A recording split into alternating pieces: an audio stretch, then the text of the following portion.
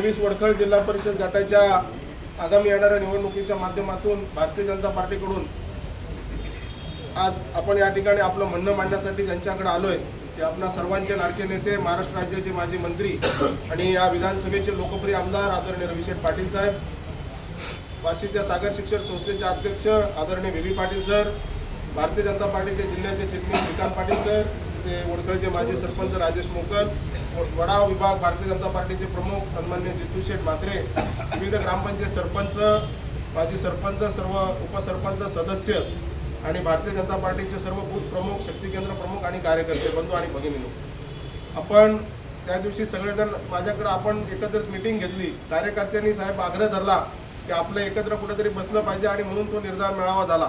याची निमंत्रणं आम्ही सगळ्यांना व्हॉट्सअपद्वारे दिली. एकच दिवसामध्ये ती तयारी केली होती. सगळ्यांना निमंत्रणे दिली. आता व्ही सरांनी त्याचा खुलासा केलाय. परंतु या जिल्हा परिषदमध्ये आता बरेच वक्ते बोलले, या जिल्हा परिषदमध्ये 2002 पासून म्हणजे नागाजी शेठ नंतर आम्हाला प्रतिनिधित्व कधी मिळालं नाही. म्हणून आपल्या मार्गदर्शनाखाली ज्या ठिकाणी भारतीय जनता पार्टीची घोडदौड सुरू झाली आणि आपल्या मार्फत अनेक विकास कामं खारेपाटात पोहोचली. मला वाटतं वडखळ आणि अमरापूर हे 2 जिल्हा परिषद मतदारसंघ आपले साहेब हक्काचे मतदारसंघ आहेत आणि निश्चितपणे याच्यावर आपली कायमस्वरूपी पकड राहावी ही मनापासून प्रत्येक कार्यकर्त्याची विनंती आहे. आणि या निमित्तानं आपल्याला आम्ही गाऱ्हाणं मांडायला आलोय की 2029चं बिगुल या 2-3 वर्षामध्ये वाजणार आहे आणि 29चा आमदार पुन्हा या वैकुंठ निवासस्थानी आपल्या रूपानंच राहावा ही प्रत्येक कार्यकर्त्याची मागणी आहे. ते टिकवण्यासाठी आपली पकड आपल्या नेतृत्वाखाली आपल्या खारेपाटाचा तुमचा जुना कार्यकर्ता साहेबांनी बऱ्याच निवडणुका लढल्या. 95 पासून आम्ही साक्षीदार आहोत. 95 असेल 99 असेल, परंतु हे खारेपाटातला माणूस साहेबांच्या पलीकडे कधी गेला नाही. तो साहेबांच्या मागे ताटपणानं खंबीरपणानं उभा राहिला. या कार्यकर्त्याची साहेब मागणी आहे. निश्चितपणे मी त्यांच्यातलाच एक साधा कार्यकर्ता आहे, परंतु आपल्या मार्गदर्शनाखाली भारतीय जनता पार्टीचा झेंडा या वाशी वडखळ जिल्हा परिषदेमध्ये आपल्या नेतृत्वाखाली फडकावा अशी या कार्यकर्त्यांच्या रूपाने मागणी आपल्या निमित्तानं आपल्या समोर करतो. आणि मला खात्री आहे आपण निश्चितपणानं खारेपाट आपल्या हक्काचा मतदारसंघ असल्यामुळं या खारेपाटाच्या माणसाला निश्चितपणाने न्याय द्याल एवढीच विनंती करतो. धन्यवाद. मिलिंद दादा.